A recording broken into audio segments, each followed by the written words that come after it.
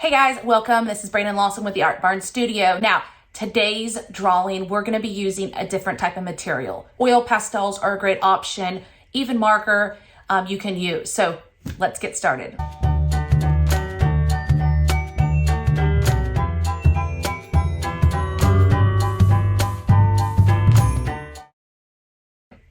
So today's rooster is a little bit of a different rooster.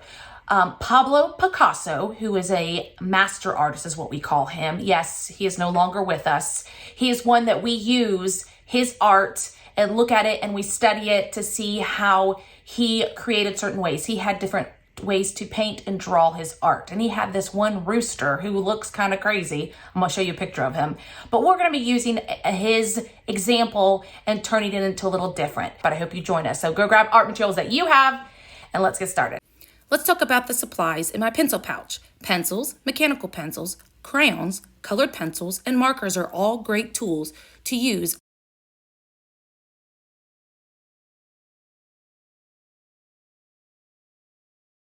Okay, our cuckoo rooster. So this is my finished product. Today we are going to use paint sticks.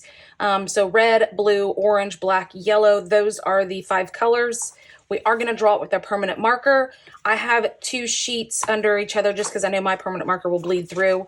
You are going to take the top sheet only, and you've got your vertical. That's the way we are drawing our rooster. Take the bottom of your paper and you're going to fold it to the top. This is going to give us our invisible line or the center of our paper so we know where the parts of our rooster can go. I did that on my example, and you can see the beak we're about to start with, that bottom of the beak is going right on that invisible line. That way we know we have room for the head, eyes, all that, and then the body at the bottom. So again, I've got a permanent marker. Make sure you have your invisible line. We're going to start with the beak. That is going to be the first line that we're going to be drawing. So I come up, here's my invisible line. I'm on the edge. I'm going to start on the edge and I'm going to curve down. And as I curve down, the bottom of that beak touches the invisible line. I'm not going too far in the middle. Then I'm going to, at the bottom of that line, I'm going to come up straight, diagonal, and then I'm going to curve to the point. And then the point, I'm going to draw a line straight in. So point, and mine landed right where that corner is, thank goodness. So there's your beak. Next, we're going to move to the eyes. So their first eye is right on that corner, and it's pretty big. So you have one big circle, a medium size, and then the small dot we're going to color in black. Now we're going to do that right across here on the inside. Big circle, medium circle, color in the last dot. Now where the eye and the beak, if they don't touch, you're just going to draw a line right there. Now we're going to work on his red part of his head. So you can see that is the beak line. We're going to start where that beak ends right here, and we're going to bring it down, zigzag, almost to the end of the paper before we bring it up and add the big humps, which will connect to the eye. So again, right where this corner is, I'm going to bring it down a bit. Then I'm going to zigzag almost to the end. I want to end zagging down. That's my last line. Then I'm going to take that end zag, bring it up. When I hit the eye, right near the eye, that's when I'm going to do a hump. And you may fit 2, you may fit 3. Whatever you have room for. I only fit 3 in this one. The other one I had 4. And then that last line, again, touching the eye. Again, I got more humps than the first one I did. Obviously, the third one, I just did bigger humps. Just depends on your space. Now, where this zag started, you're going to start on the corner and you're going to make the belly kind of curve out to the end of your paper. And when that zag ends, you're just going to go off the side of your paper. You don't really see the rest of his body. And the thing that's underneath the rooster's chin, so where that corner starts, I'm just going to make a curve line, and come back to that body. So we have drawn all the parts of our rooster. Go ahead and close up your permanent marker. That's going to be put away.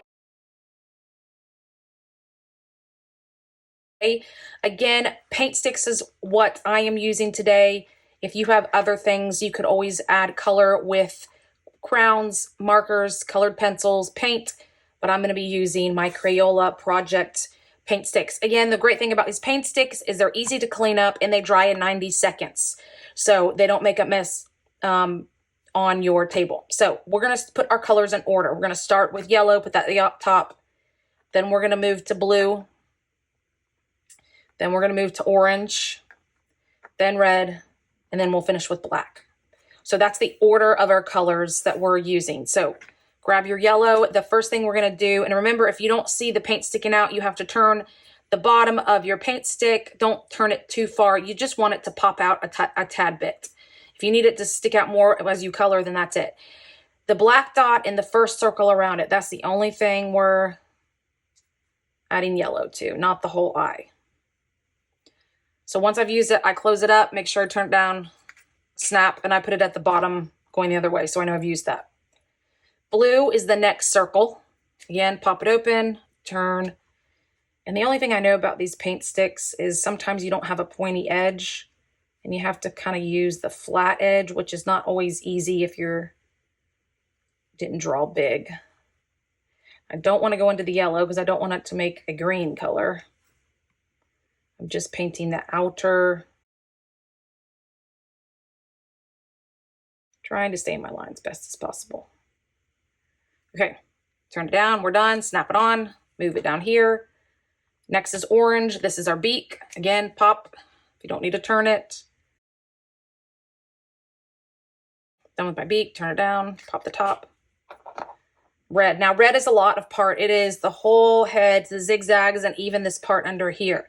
So you want to start at the top and work your way down, so that way you're not smearing it before it dries.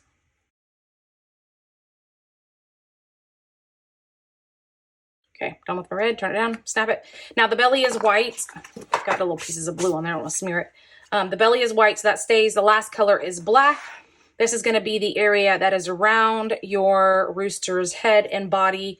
Again, the body is going to stay white. So I'm going to start at the top, like I said, with the other colors, and work my way down on one side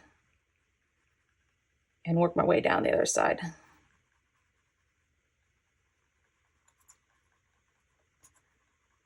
That little line's important because it kind of tells me to stop. That's his body. Okay, so I just want to kind of go back with making sure I don't have a lot of white space. You can see in some areas I've colored better than others. And sometimes it's what I'm using to color with, and sometimes it's the paper. And sometimes it's me, the colorer. So I just want to go back and make sure. Okay, when I've done the black, turn it down. Again, make sure we're not touching this. Let it give it a good 90 seconds. You can see I've got little shreds. I just shake it off. It kind of gets those little pieces. But this is our crazy rooster with our Crayola Project paint sticks. I hope you enjoyed doing the rooster with me. Guys, thank you for joining me in this draw along, or actually color along, however you want to talk about it. Rooster, I hope you joined learning a little bit about Pablo Picasso and his abstract rooster. So don't forget, share your art with me.